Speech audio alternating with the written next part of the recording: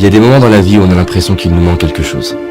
On regarde autour de nous et on voit des personnes qui semblent avoir une vie meilleure que la nôtre. Plus riches, plus intelligents, plus chanceux, plus heureux. Ils ont moins de problèmes que moi. Leur vie semble plus facile. Moi, j'ai pas le boulot, pas la femme ou le mari que je voudrais. J'ai pas l'argent, pas la reconnaissance, pas la santé. Mes parents ne m'ont pas soutenu. J'imagine que c'était déjà arrivé aussi, que parfois tu en souffres. Tu souffres de ce que tu n'as pas, de ce que tu as perdu, des séparations, des échecs, des regrets. Tu souffres de croire qu'il te faut plus. Tu penses que ta vie serait mieux si elle était différente. Ces jours-là, on se focalise sur ce qui nous dérange. On croit que la vie est dure. Et quand on fait ça, on oublie tout ce qu'on a, le corps qu'on a, les gens qu'on aime, la chance qu'on a. Alors oui, nous pourrions certainement avoir plus. Oui, il y en a qui ont ce que nous voudrions. Mais ouvrons les yeux. À l'époque, les rois auraient payé des fortunes pour avoir accès à ce qui nous semble banal aujourd'hui. Rien que pour avoir la chance d'accéder à Internet par exemple. Alors regardons autour de nous. Que ce soit la splendeur de la nature, la beauté d'un regard, les chefs-d'œuvre créés par l'homme. Mon propos n'est pas de te dire que tu dois être heureux. Je nous souhaite simplement de nous rappeler de ce que nous avons déjà dans les moments où on l'oublie. Est-ce que tu savais que lorsque les astronautes vont dans l'espace, ce ne sont pas les autres astres qu'ils regardent, mais notre planète. Ils se retournent vers la Terre. Des larmes coulent sur leur visage. Ils voient l'humanité comme ne formant qu'un. Plus de barrières, ni de frontières.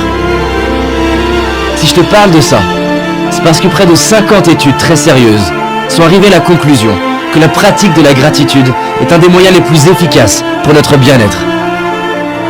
Tu as certainement déjà remarqué comme on se rend compte de la valeur des choses une fois qu'on ne les a plus. Alors c'est ça la solution? Il faut perdre ce qu'on a pour l'apprécier? Imagine que là, subitement, tu perdes la vue, tu n'entends plus, ou que tu perdes ce que tu aimes le plus. Comment te sentirais-tu? Et imagine qu'un an après, on t'annonce que tu les retrouves. Sincèrement, ce serait pas le plus beau jour de ta vie? Là j'ai une bonne nouvelle. Ce que tu aurais cru perdre, tu l'as aujourd'hui. Alors stop à tous ces mensonges qu'on ose croire. Stop aux regrets qui me font croire que c'était mieux avant. Stop à la comparaison qui me fait croire que ce serait mieux autrement. Stop à l'impatience qui me fait croire que ce sera mieux plus tard. Et décidons d'ouvrir nos yeux et d'apprécier la magie de la vie.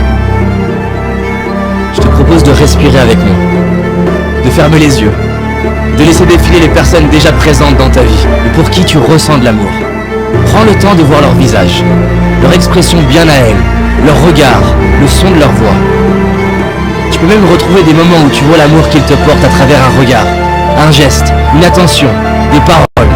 Tu peux toi-même voir ou sentir ces moments dans ta vie où ton cœur était rempli d'amour à la vue d'une personne, d'un paysage. Retrouve comme ça te fait du bien de sentir cet amour qu'il y a déjà en toi. Tu peux ouvrir les yeux et sache que tu mérites de t'aimer tel que tu es. Et que tu le comprennes ou non, tu es aimé toi aussi. Et réaliser ce qu'on a, c'est honorer ceux qui ont été présents pour nous. C'est honorer les personnes qui nous ont inspirés, les artistes, les professeurs, les architectes, les écrivains. C'est honorer tous ces ouvriers, ces ingénieurs, ces entrepreneurs, ces salariés, tous ceux et celles qui ont mis leur talent au service de l'humanité. C'est honorer nos moments de joie, nos fous rires, nos moments de connexion, nos victoires, nos réussites, nos accomplissements. Alors merde à toutes les histoires qu'on peut se raconter, comme quoi on n'a pas de chance, si on a de la chance. Gratitude à mes parents de m'avoir donné la vie, à ma famille, mes amis pour leur présence.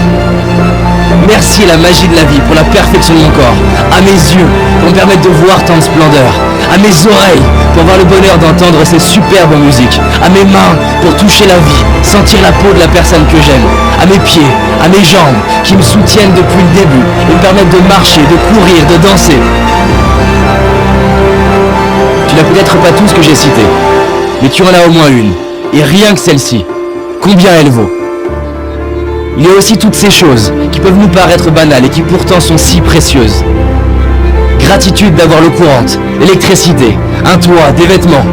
Gratitude aux réalisateurs pour leurs films qui nous touchent et nous font vibrer, à ces sportifs qui nous inspirent et nous donnent envie de nous dépasser. Nous sommes tellement chanceux de pouvoir profiter des talents de tant de personnes. Merci à tous ces inconnus qui contribuent par leur simple présence, leur simple travail à rendre notre vie plus facile. Aujourd'hui, je décide de dire merci. Je décide d'ouvrir les yeux sur la chance d'avoir la vie que j'ai. Je décide d'honorer tout ce que la vie me donne depuis ma naissance. Je décide de vivre comme si chaque jour je venais de récupérer ce qui est le plus cher pour moi. Et toi, s'il te restait 24 heures à vivre, qu'est-ce que tu ferais? Les gens répondent souvent qu'ils réaliseraient la chance qu'ils ont. Et ils diraient à leurs proches combien ils les aiment. Pourquoi attendre le dernier jour de notre vie? Alors décidons de profiter de notre vie maintenant, d'ouvrir nos cœurs et de dire merci. Maintenant.